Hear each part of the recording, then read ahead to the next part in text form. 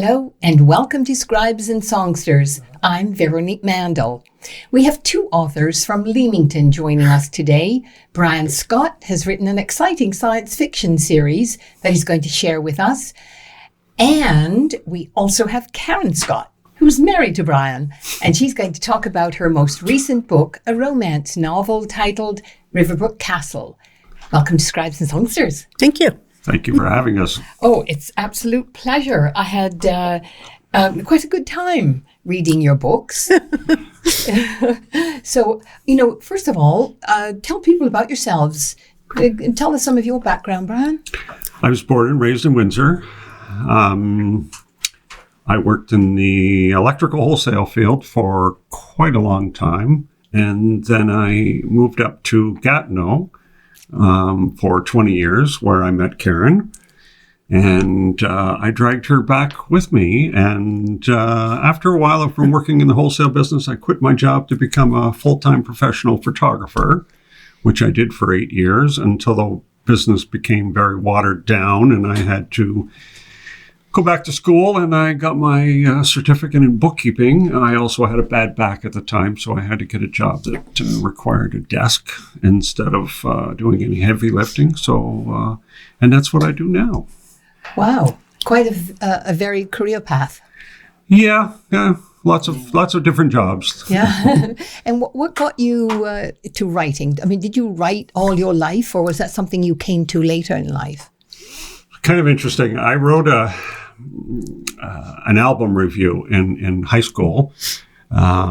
What's interesting about it is I never actually listened to the album. I just wanted to be in the school newspaper, so I kind of made up a bunch of stuff. And then I wrote another album review. This one I actually listened to in college, but I was not a writer. I had, if you would have told me 20 years ago that I was going to be a writer with a series of 4 books, I just told you were crazy. I had an idea for a book, and I told Karen about it. I said, I have an idea. It's the superhero, and he's human. He has problems, and I wanted it to be a human character. And I told her about it, and she says, Brian says, I'm working full time. I write myself. You write it. And I said, I can't write it. She says, just start. So always good advice. so I actually got the idea for the first 3 words in it from Moby Dick. He says, call me Ishmael, is how the book starts. So I said, okay, Michael hated weddings. So now you've got an introduction. He's at a wedding. And I just went from there. And I knew how the hero was going to get his powers. But everything in between, I had no clue. And I just kept writing. And I think in a day I had a chapter written. But no, I had no illusions about being... I've played in rock bands. I worked full time. I had no illusions that I was going to become a writer, and now I love it. And had you was there a genre of book that you liked, or did you like science fiction? I don't even read a lot. When I was a kid, I read Classics Illustrated. I don't know if you remember those, but the Classics Illustrated comic books would tell a story in a very short time. So you're almost getting a movie version of it on paper. So I would read things like The Invisible Man and, H.G. Wells and Jules Verne, that type of thing. So it was sort of in that, science fiction in a way. In a way, yeah. I tell people that my books are like watching a Marvel or a DC movie, but on paper. Yeah. They're fast acting. There's not a lot of flowery language and a lot of dialogue, which I'm sure you found. Yes. So, yeah, but I don't think I've read 12 books in my entire life. Amazing. And we'll talk about your books, but I want to get to you, Karen. Tell us about you. Well, I was born and raised in Gatineau, Quebec. And lived there all my life. Worked in the federal government for 35 years. I met Brian in 2001. 2001. And, we got married and my kids were young, so we decided to stay there. And then when I retired, it was time for us to move this way so we could be with his grandchildren, and my kids were off doing their own things. So now, did you start writing? No, I never thought about, I always liked writing. I always thought I could write, but I didn't have a lot of confidence in myself. And I thought I could never do this. And then when I was getting ready to retire, I thought, I'm going to try writing. And I found a site called guru.com, which is freelancing. And I wrote for several years. I ghost wrote for a woman in Indiana writing Amish love stories. So what did you know about Amish I didn't, love stories? I learned more about the Amish than I ever thought I could know. And I did that for several years. And then Brian had said to me, why don't you go on your own, do it, your own book? So when we moved here to Leamington, I started my first book. I started a series called it was about a small town called Leamingville Meadows on the shores of Lake Perry, so kind of like Leamingville on Lake Erie. And I did my first one, and I was hooked after that. And I just kept writing. Wow. So, I mean, you two epitomize everything that, people say. If you want to write, as you've told Brian, start. Yeah. Just write. Yeah. Amazing. Yeah. Okay, yeah. So, do you find inspiration in this area? Yes and no. I like romance because I believe in romance, and I believe in the happily ever after. And I found my happily ever after. So. Oh, isn't that lovely? And she said it on television. Did. So I like to write happy novels that make people feel good. And do you ever have any interest in Brian's genre? No, and we don't read each other's books. We've never read each other's books ever. Is that right? We'll converse with each other and say, "What do you think of this paragraph?" or "What do you think about this? Should I change this?" But to sit down and actually read a book, no. I probably do it more. I'll say, "I'm going to read you I say, doesn't that sound awesome?" And she goes, "Yeah, that sounds good." How much time do you spend writing? Because you're so prolific. For me, it's pretty much all day because I'm retired now, and that's what I do. So I try to do it.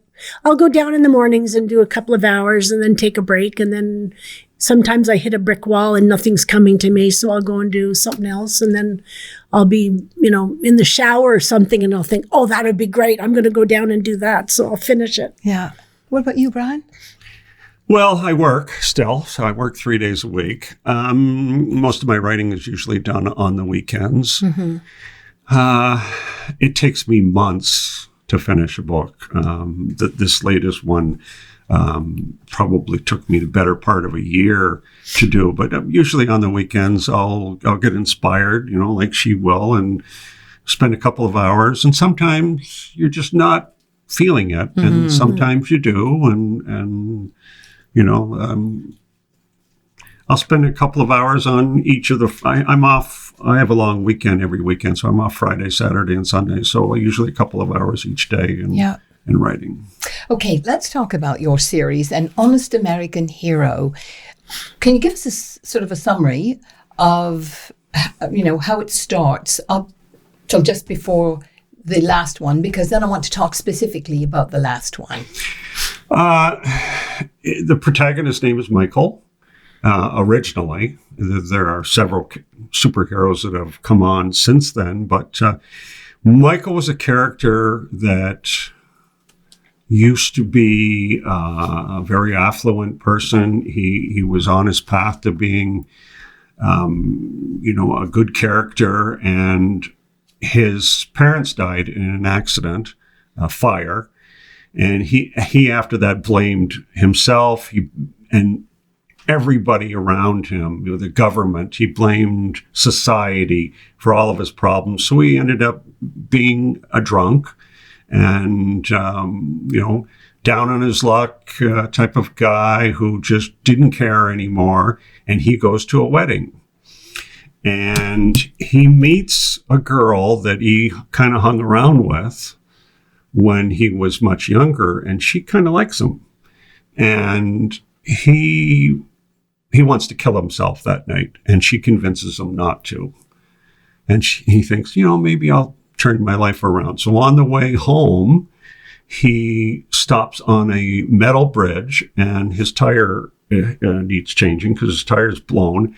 And the tire rolls off and into a creek. Now, the creek has been filled with nuclear waste from a local nuclear plant. And as he is immersed in the creek that's filled with nuclear waste, he grabs the metal bridge just as lightning hits it. And from the reaction of the chemicals and the lightning, he ends up getting superpowers. But that's how the character starts. And then, of course, there's a female character that comes around, and she's badass. Yeah, she's very much a badass. I'm sure you've read that. They have a daughter at the end of, at the very beginning of this book, but she grows exponentially. So in 3 months, she is actually the size of a 21-year-old. Right. Yeah, so she's very prevalent in that book. And she's sure a badass, is. Just like Mom. Yes. Yeah. Yeah, absolutely. Okay, so let's talk about part 4. Okay. There are a number of warriors.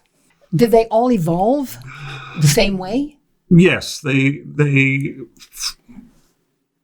all get exposed at one point or another in the first 3 books to the chemicals and electricity.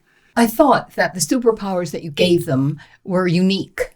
I mean, being able to split and shapeshift. Yes, and being able to transfer powers to each other, to others. The shapeshifter, she never liked her looks.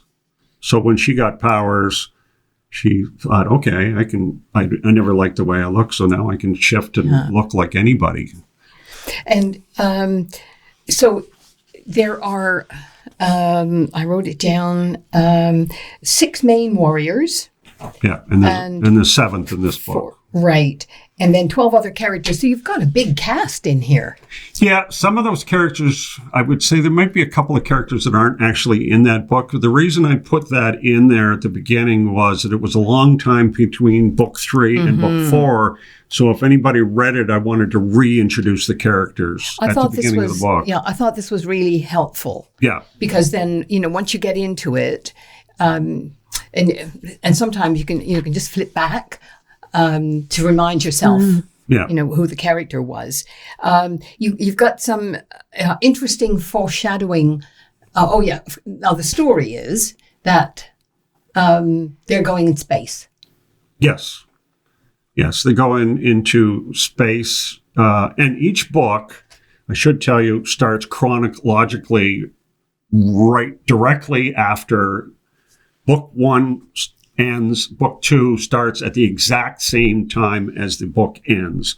So they go into space. They save a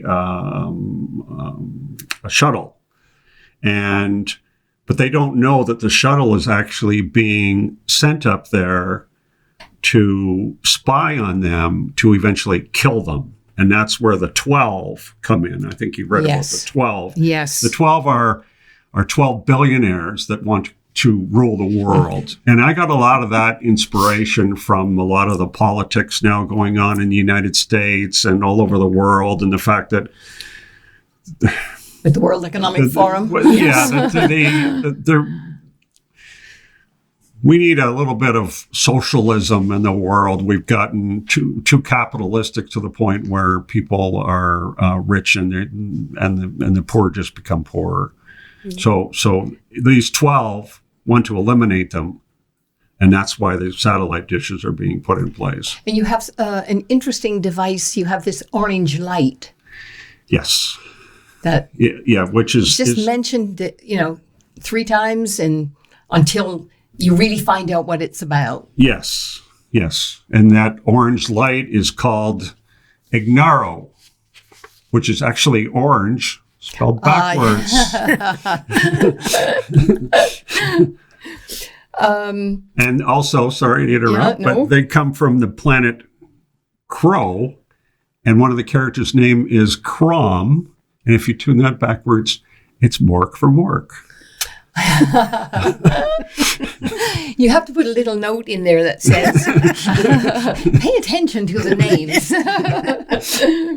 So you have a lot of very, I think, complicated kind of language in some of it. Do you do research? Yes. I wanted the characters to be real. And when their costumes were first made, I thought, if a superhero gets hit with a bullet, that's fine. Their body will block the bullet. Well, what happens to their costume? So there's actually a material called graphene, and it's actually an actual substance that is very, very flexible and very strong.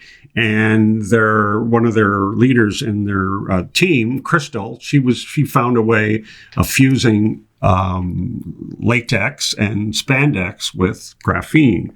So and then I wanted to research little things like her traveling and what speed you necessarily have to go to somewhere. Mm-hmm. I thought that was really interesting. There's so many interesting things. So now we're leaving all of that and we're going to romance. The romance.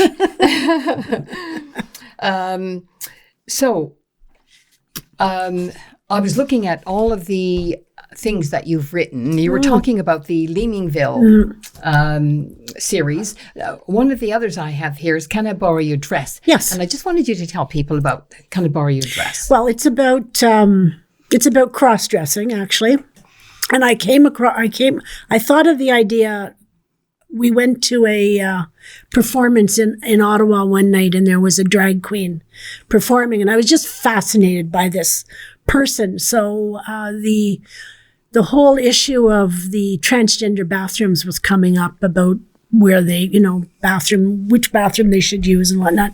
And I just started wondering, what would it be like to be in that situation where you're married to somebody who's got this secret that they need to tell you? How would you react? So the idea kind of came from that. And I as I wrote it, I kept saying, what would I do? How would I react about that? I have a fantastic marriage. I don't want to lose my husband, but so that's how that book came around. And the other is the Thornberry Brothers series. Yes, the Thornberry. That's a little bit more steamier. It's there's supposed to be 6 books.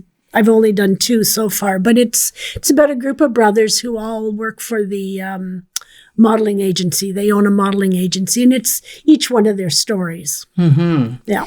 Because I thought when I was reading Riverbrook Castle that it was like Harlequin romance before all the steamy romance books came out. I have a girlfriend who said your books are just like a Harlequin movie. Yes, absolutely. And you could see it. I watched a Christmas movie, in the middle of the night one night in July when I couldn't sleep. Amazing when they put Christmas movies on. And that was about, the romantic thing where she ends up somewhere and unexpectedly and meets, someone, blah, blah, blah. And as I was reading this, I thought this could have been one of these Christmas movies. Tell us about it. I thought of that. Everybody loves a good Irish, Scottish castle, and absolutely, and then with the big Outlander program that was on and whatever. So I thought I started writing it and developed the characters of. She had this secret that her father wanted her to bury the ashes in this Riverbrook castle, but she had no idea why. So it was her search of finding out what her father was hiding.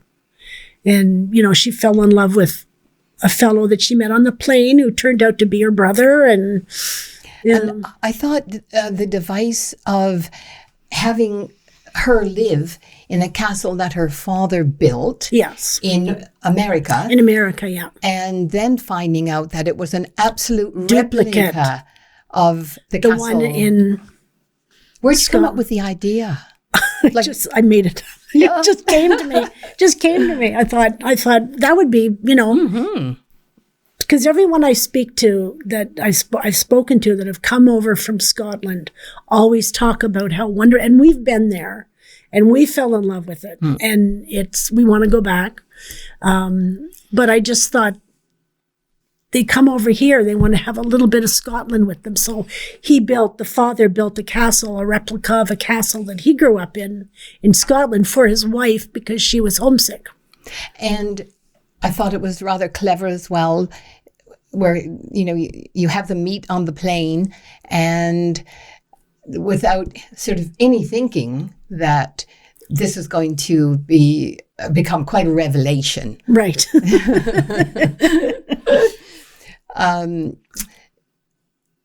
The protagonist, sort of, how did you, get him in there?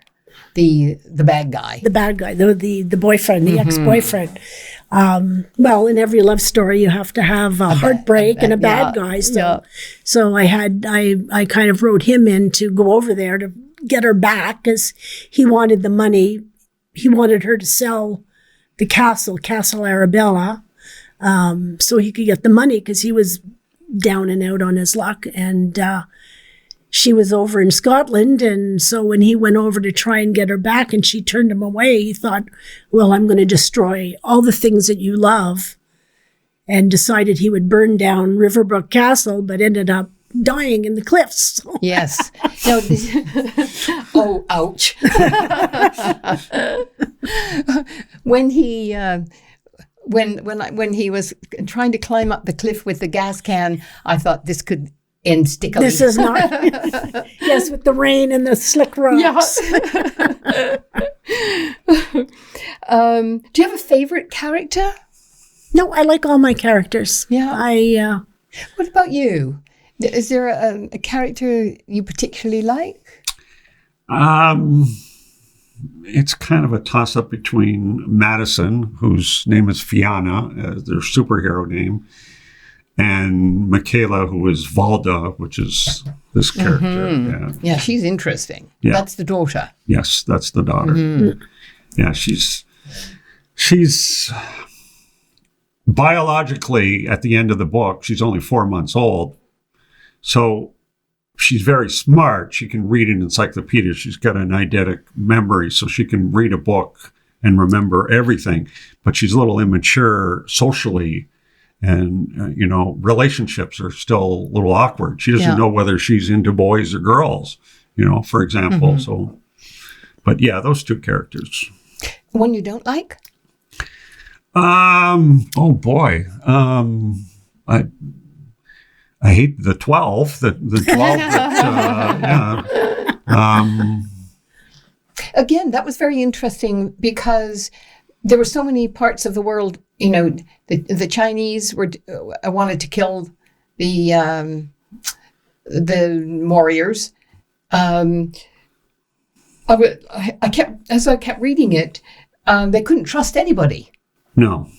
Well, and then, of course, you get into organized crime, which basically the 12 were. There's a lot of distrust anyway. So, yeah, the Chinese were basically assisting them. And the Chinese were kind of pawns. They were like, you're putting a satellite, we're going to help you, with billions of dollars. But so that they were just there to put the satellite dish or the satellite into place. Yeah.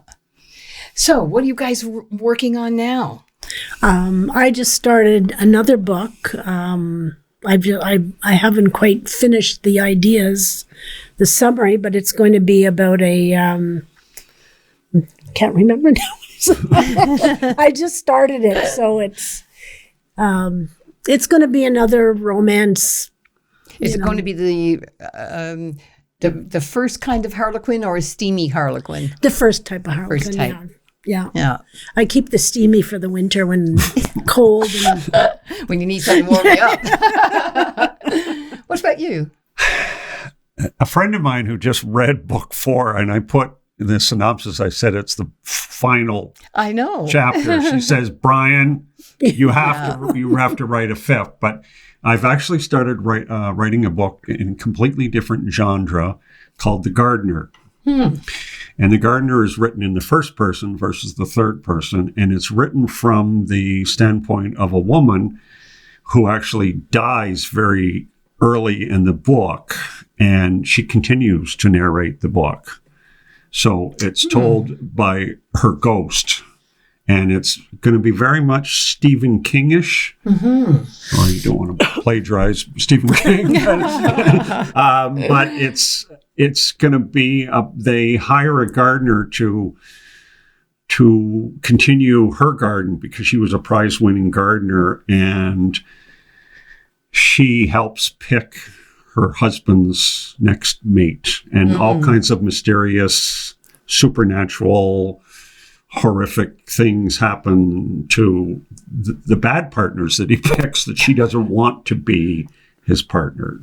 So yeah, it's a change from what I've written so far, but I'm a couple of chapters in. I'm comfortable with it so far. Yeah, great. So where can people buy your books? my books are on Amazon and Kindle Unlimited.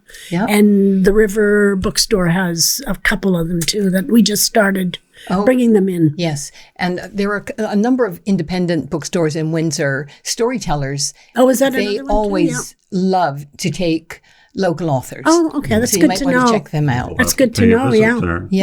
Yeah. And it's a very nice bookstore. Yeah. And they're so supportive of local authors. Right. Oh, that's good to know. Yeah. Well, thank you both so much. Oh, thank you for having us. Thank you. And best of luck with Thank your you. next ventures. Thank you. Thank you very much. And that brings us to the end of this edition of Scribes and Songsters. Many thanks to our guests today, writers Brian Scott and Karen Scott. Thanks to our Scribes and Songsters team, producer Brian Sweet and technical producer and editor Gary Glass. Grateful thanks to Tony Toldo and the Toldo Foundation and to Neil and Tina Queering for their support. Thank you for watching. Hope to see you soon, right back here on Scribes and Songsters. I'm Veronique Mandel. Bye for now.